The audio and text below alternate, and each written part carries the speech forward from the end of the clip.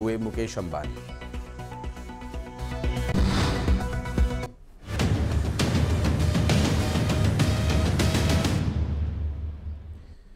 नमस्कार, morning breaking news देख रहे हैं आप। मैं हूं आशीष त्रिपाठी आपके साथ और शुरुआत करेंगे खबरों की एक अहम खबर से। दरअसल भारतीय जनता पार्टी ने लोकसभा चुनाव के लिए उम्मीदवारों की पहली सूची जारी कर दी है और बीजेपी की इस लिस्ट में 195 उम्मीदवारों को उतारा गया है। पीएम मोदी वाराणसी, अमित शाह गुजरात के गांधीनगर से चुनाव लड़ेंगे।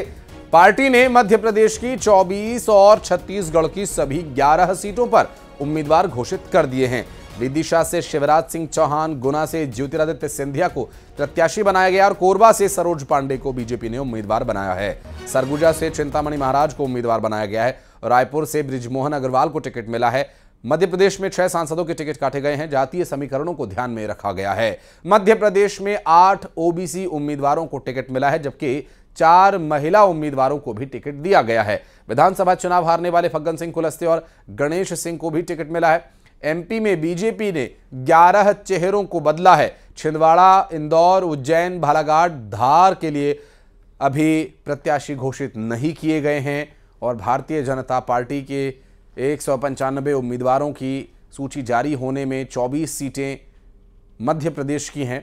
तो 2024 के महासंग्राम में पहली लिस्ट में 24 उम्मीदवारों का नाम घोषित किया गया है, जबकि छत्तीसगढ़ की सभी 11 सीटों पर उम्मीदवार उतार दिए गए हैं। तो ग्राफिक्स के माध्यम से आप देख रहे होंगे आपकी स्क्रीन पर बाकायदा चेहरों के साथ नाम और किस लोकसभा सीट से प्रत्याशी उतारे गए हैं, आप डिटेल्स देख सकते हैं। और मध्य प्रदेश की 24 सीटें और छत्तीसगढ़ की 11 लोकसभा सीटों के लिए भारतीय जनता पार्टी ने अपने उम्मीदवारों का ऐलान कर दिया। और अगर पूरे देश की बात करें तो 195 उम्मीदवारों को जगह दी गई है पहली लिस्ट में, जिसमें प्रधानमंत्री नरेंद्र मोदी एक बार फिर वाराणसी से चुनाव लड़ेंगे, तो गृह मंत्री अमित शाह गांधीनगर गुजरात से चुनाव लड़ेंगे। इसके अलावा जो बड़े चेहरे हैं, चाहे राजनाथ सिंह हो तो राजनाथ सिंह लखनऊ उत्तर प्रदेश से चुनाव लड़ेंगे। और बात करेंगे हमारे सहयोगी इस वक्त हमारे साथ जुड़ रहे हैं। भोपाल से प्रशांत कटारे हमारे साथ मौजूद हैं, श्रीनिवास नायडू जगदलपुर से जुड़ रहे हैं, तनु वर्मा रायपुर से हैं, शैलेंद्र इंदौर से। ये सभी सहयोगी हमारे साथ जुड़ेंगे। पहले भोपाल चलते हैं, जहां इस वक्त हमारे सहयोगी प्रशांत मौजूद हैं। प्रशांत, भोपाल सीट पर अब उम्मीदवार बदल दिया गया है, जबकि बड़े चेहरों की अगर बात करें तो शिवराज सिंह चौहान भी चुनावी मैदान में अब केंद्रीय राजनीति की ओर अग्रसर हो रहे हैं। बिल्कुल, देखिए 2-3 बातें हैं जो बीजेपी ने जो सर्वे कराए थे उस हिसाब से बड़ा फेरबदल हुआ है। दरअसल सर्वे में 2-3 बातें थी कि जो निष्क्रिय सांसद हैं, जो विवादों से जुड़े हुए सांसद हैं या जिनकी नेगेटिव रिपोर्ट है, तो भोपाल की ऐसी ही स्थिति थी। साध्वी प्रज्ञा निष्क्रिय थी, विवादों से लगातार जुड़ी रही थी, रिपोर्ट इनकी लगातार नेगेटिव पहुंची और ये एक बड़ी वजह रही भोपाल से साध्वी प्रज्ञा का टिकट कटना।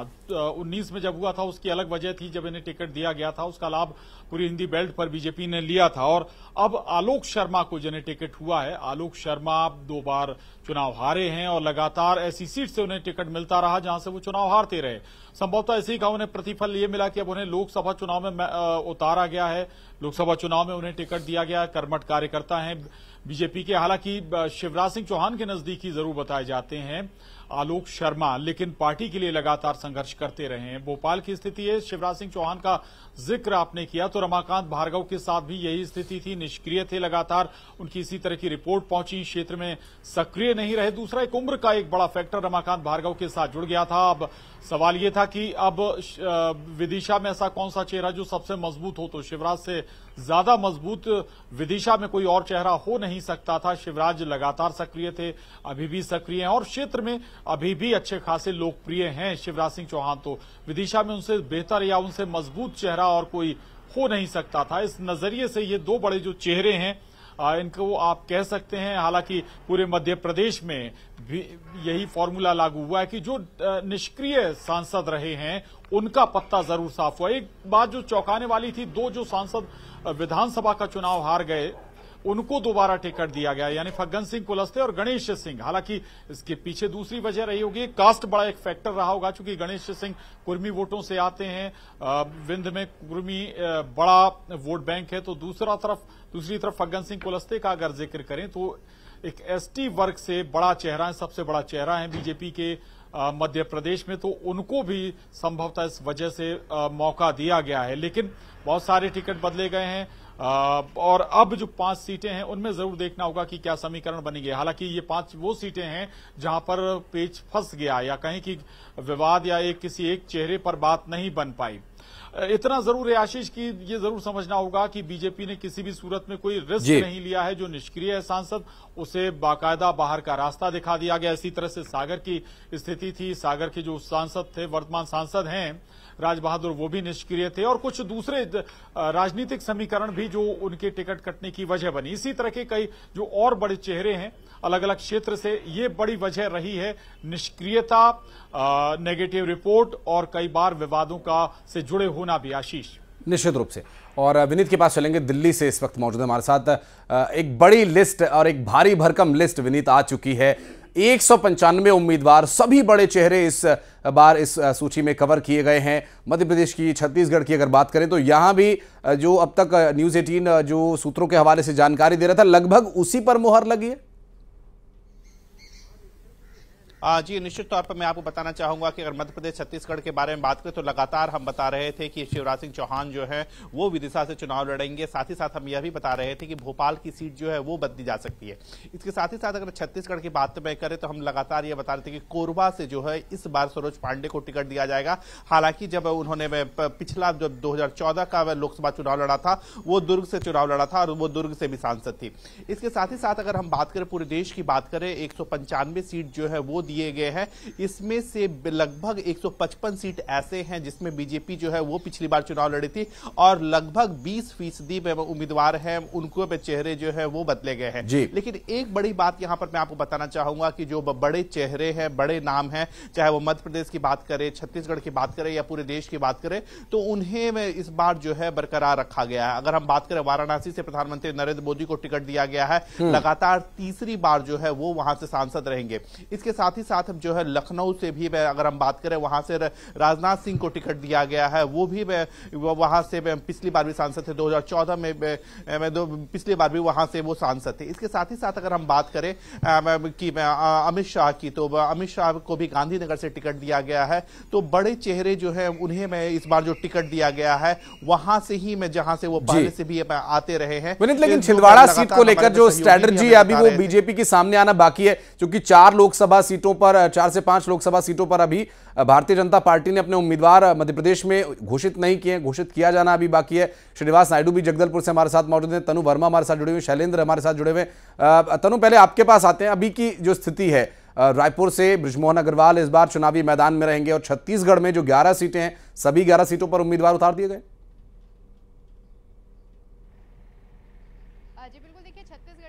लोकसभा सीटों पर पार्टी ने अपने कैंडिडेट का ऐलान कर दिया है। पिछली बार के 2019 के लोकसभा चुनाव में छत्तीसगढ़ के 11 लोकसभा सीटों में 9 सीटों पर बीजेपी को जीत मिली थी और 2 सीट जो है कांग्रेस के खाते में गई थी। ऐसे में इस बार भाजपा ने छत्तीसगढ़ के 9 सीटों में से 7 सीटों में मौजूदा सदस्यों के जो है टिकट काट दिए हैं, जबकि दुर्ग लोकसभा सीट से सांसद रहे विजय बघेल को, इसके साथ ही राजनांदगांव से संतोष पांडे को दोबारा मैदान में उतारा जा सका। और इस पूरे लिस्ट में सबसे चौंकाने वाला नाम जो है शायद सरकार के वरिष्ठ मंत्री बृजमोहन अग्रवाल का रहा है। पार्टी ने उन्हें रायपुर से चुनाव में जो है वो उतारा है और पहली बार बृजमोहन अग्रवाल जो है लोकसभा चुनाव लड़ेंगे। इसके साथ ही पूर्व राज्यसभा सदस्य और तेज तर्रार नेत्री सरोज पांडे जो है कोरबा से चुनाव लड़ेंगी।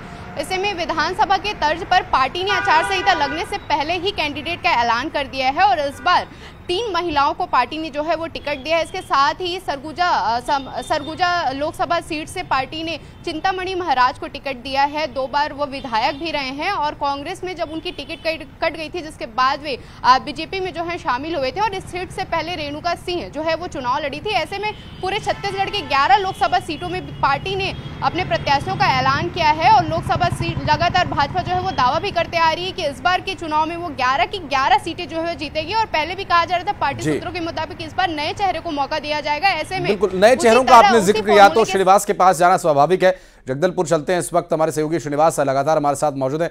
श्रीनिवास, महेश कश्यप एक ऐसा नाम, हालांकि बीजेपी की जो रणनीतियां होती हैं वो इतना चौंका रही है, हमेशा चौंकाती आई है कि अब चौंकना भी लोगों ने छोड़ दिया है। महेश कश्यप एक किसान व्यक्ति भारतीय जनता पार्टी का यहां से उम्मीदवार होगा, तो एक बड़ा संदेश यहां से देने का प्रयास। जी बिल्कुल, 2019 में जब लोकसभा चुनाव हुआ तो यहाँ पर जो कांग्रेस ने इस बस्तर लोकसभा सीट पर कब्जा किया था, पीसीसी अध्यक्ष दीपक बैज ने इस सीट पर कब्जा किया था। लेकिन 2024 का लोकसभा चुनाव है एक काफी अहम हो गया, क्योंकि भाजपा के जो चेहरे हैं काफी अलग अलग थे। कई नाम पे चर्चा हो रही थी, कई पूर्व मंत्री थे, कई पूर्व सांसद थे, कोई संगठन के नेता थे। लेकिन इन नामों में एक ऐसा नाम आया महेश कश्यप का, जिसे जानकर लोग भी आश्चर्य हो गए कि आखिर महेश कश्यप का नाम आखिर आया कैसे। वो महेश कश्यप 1996 से लगातार संगठन में काम करता, विश्व हिंदू परिषद से लेकर बजरंग दल में लगातार वो पार्टी के लिए काम करता, और ये कृषक परिवार से है और एक मध्यम वर्ग का है, और एक जगदलपुर से लगे ग्राम कलचा का रहने वाला है। और इससे टिकट मिलने के बाद जो कार्यकर्ता है काफी खुश हो गए, क्योंकि एक युवा नेता है, एक आदिवासी युवा नेता है, और इस पर पार्टी ने भरोसा जताया। खुद महेश कश्यप ने कहा है कि उसे उम्मीद नहीं थी, लेकिन पार्टी ने जो भरोसा दिया है उसे कायम रखेंगे और अपने कार्यकर्ताओं को एकजुट करेंगे और इस लोकसभा में जीत सुनिश्चित करेंगे। महेश कश्यप जो युवा नेता है, इसको लेकर जो पार्टी के बड़े पदाधिकारी है, जैसे प्रदेश अध्यक्ष किरण देव ने भी कहा है कि जो महेश कश्यप को पार्टी ने जो भरोसा जताया है, सोच विचार कर जताया है, और महेश कश्यप को जिताने के लिए पूरी ताकत लगा देंगे, पूरे पार्टी के कार्यकर्ता लगा देंगे, और महेश कश्यप को 2000 लोकसभा चुनाव से, बस्तर लोकसभा चुनाव से जीत सुनिश्चित कराया जाएगा। जी, शैलेंद्र भदौरिया के पास चलेंगे, हमारे सहयोगी इस वक्त हमारे साथ मौजूद हैं। शैलेंद्र, विदिशा सीट का भी जिक्र यहाँ पर जरूर होता है जब शिवराज सिंह चौहान जैसे व्यक्तित्व का यहाँ पर चयन होता है लोकसभा चुनाव के लिए भारतीय जनता पार्टी के लिए। वो ये कह रहे हैं कि अटल जी ने जहां से चुनाव लड़ा, यहां से चुनाव लड़ना मेरे लिए बड़े सौभाग्य की बात है। भारतीय जनता पार्टी के जो कैंडिडेट्स हैं बड़े आश्वस्त नजर आ रहे हैं जीत को लेकर के। बिल्कुल, देखिए इसके पीछे कई कारण है। देखिए जिस तरीके से लगातार मोदी सरकार के काम है, और लगातार चाहे 14 की बात हो या फिर 19 की बात हो, लगातार बम्पर जीत जो है वो मध्य प्रदेश में मिली। 29 में से 28 सीटें 2019 के चुनाव में जीती थी। और इस बार अगर मैं बात करूं तो जिस तरीके से विधानसभा के चुनाव के परिणाम आए हैं, 163 सीटों पर बीजेपी काबिज हुई, और उसी कैलकुलेशन के हिसाब से बीजेपी के सारे प्रत्याशी पूरी तरीके से आश्वस्त नजर आ रहे हैं। देखिए बीजेपी में यह माना जा रहा है कि टिकट मिलना ही जीत की गारंटी है, जिस व्यक्ति को भी टिकट मिलेगा वो जीतेगा। और अगर खासकर बात अगर भोपाल की करें तो देखिए हमने पिछली बार भी देखा कि 5 लाख के आसपास से वहां पर जीत मिली थी। इंदौर में भी वही स्थिति थी। विदिशा भी लगातार बीजेपी जीत रही है। ग्वालियर बीजेपी का गढ़ बन गया है। तो जो तमाम जो सीटें हैं वो लगातार कांग्रेस के कब्जे से निकलती चली जा रही थी। गुना जो एक समय में कांग्रेस का गढ़ हुआ करता था, जहां माधवराव सिंधिया कभी चुनाव लड़े, ज्योतिरादित्य सिंधिया वहां लगातार चुनाव लड़े, लेकिन 2019 में जब हार का उनको सामना करना पड़ा। हालांकि इस बार फिर से उन्हें प्रत्याशी बनाया गया है, और वो कांग्रेस की तरफ से बल्कि बीजेपी की तरफ से इस बार मैदान में है।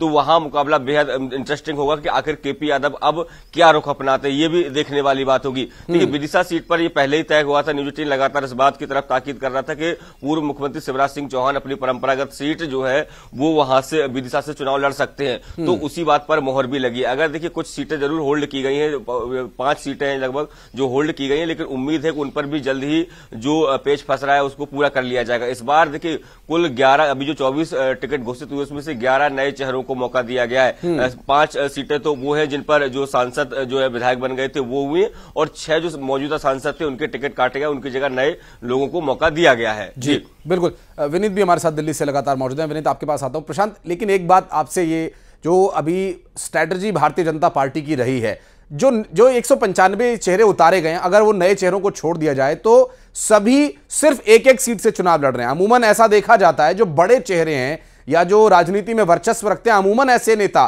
कम से कम 2 सीटें अपने पास वो रिजर्व रखते हैं। लेकिन बीजेपी ने बिल्कुल आश्वस्तता जताई है। बीजेपी पूरी तरह से आश्वस्त है जीत को लेकर, इसलिए सभी सिर्फ एक सीट से चुनाव लड़ रहे हैं क्या?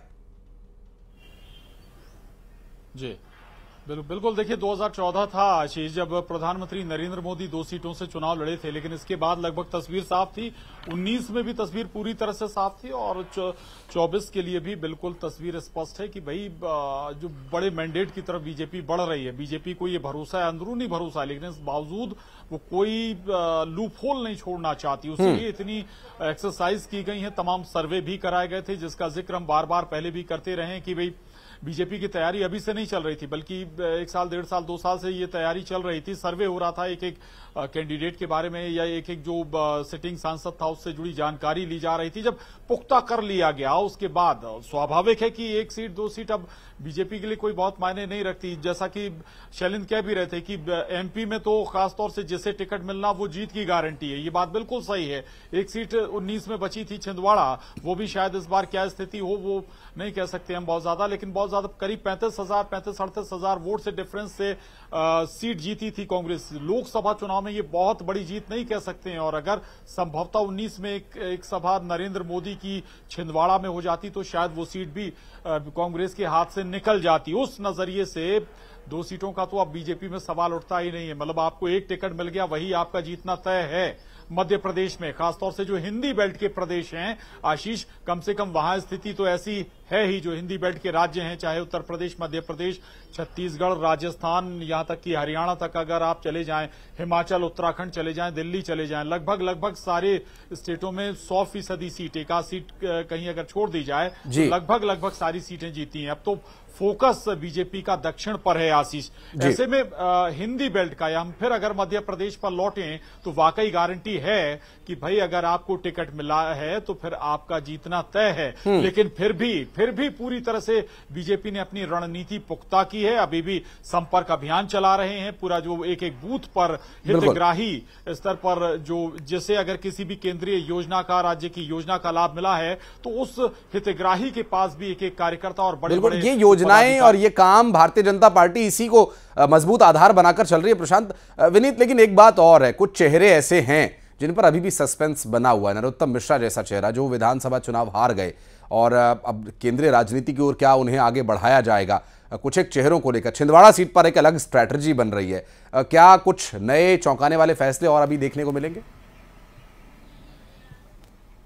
जी, निश्चित तौर पर मैं आपको बताना चाहूंगा कि अगर छिंदवाड़ा की बात करें तो बीजेपी में जब केंद्रीय चुनाव समिति की बैठक हुई थी पिछली बार, उस वक्त भी छिंदवाड़ा सीट को लेकर के चर्चा हुई थी, और लगातार यह बात आ रही है कि वहां से कोई बीजेपी जो है वो बड़ा चेहरा जो है वो उतार सकता है। तो निश्चित तौर पर यह देखने वाली बात होगी कि बीजेपी जो है वो छिंदवाड़ा से किसे अपना उम्मीदवार बनाती है। और बीजेपी की ओर से लगातार यह कहा जा रहा है कि वो इस बार मध्य प्रदेश में 100% जो सीट में जो है वो जीतेगी, और इसी को लेकर के बीजेपी स्ट्रैटेजी बना रही है। और इसमें छिंदवाड़ा जो है वो काफी महत्वपूर्ण हो जाता है, क्योंकि 2014 की बात करें या फिर 2019 की बात करें, बीजेपी छिंदवाड़ा जीत नहीं पाई थी, और इसी को लेकर के बीजेपी जो है वो लगातार अपनी स्ट्रैटेजी जो है वो बना रही है। और बीजेपी की ओर से लगातार यह दावा किया जा रहा है कि इस बार मध्य प्रदेश में जो कुल सीटें हैं 29 सीटें हैं, 29 की 29 सीटें जो है वो बीजेपी जीतेगी।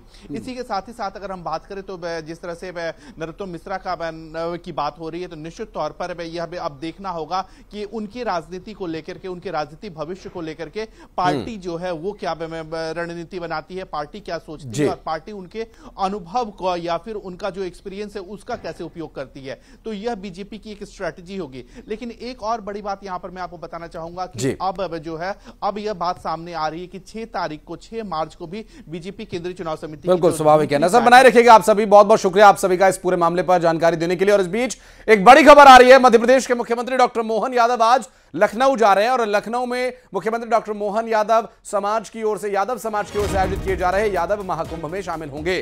सुबह 11 बजे वो भोपाल से लखनऊ के लिए रवाना होंगे, और दोपहर 12 बजे लखनऊ एयरपोर्ट पर वे पहुंचेंगे। दोपहर करीब 12:15 बजे के आसपास बिजनौर रोड पर हो रहे यादव महाकुंभ में वे शामिल होंगे। दोपहर 1 बजे इस महाकुंभ को संबोधित करने के बाद शाम लगभग 5:30 बजे तक वे भोपाल वापस लौट आएंगे। आपको बता दें कि आज यादव महाकुंभ का एक कार्यक्रम होना है। उत्तर प्रदेश लखनऊ के लिए रवाना होंगे मुख्यमंत्री डॉक्टर मोहन यादव, और यहां बिजनौर रोड पर होने वाले इस कार्यक्रम में मुख्यमंत्री डॉक्टर मोहन यादव संबोधन भी करेंगे। और यादव महाकुंभ कार्यक्रम में शामिल होने के लिए मुख्यमंत्री डॉक्टर मोहन यादव यहां जा रहे हैं। आपको बता दें कि आज एक यादव महाकुंभ कार्यक्रम होना है जो कि यादव समाज की ओर से आयोजित किया गया, और यहां पर मुख्यमंत्री डॉक्टर मोहन यादव इस कार्यक्रम में हिस्सा लेने के लिए सुबह 11 बजे भोपाल से रवाना होंगे लखनऊ के लिए, और लगभग 12:15 बजे के आसपास लखनऊ से वो बिजनौर रोड उस कार्यक्रम स्थल पर जाएंगे, और वहां उनका एक संबोधन भी होना है, और लगभग शाम 5:30 बजे तक वापस भोपाल उन्हें लौटना है।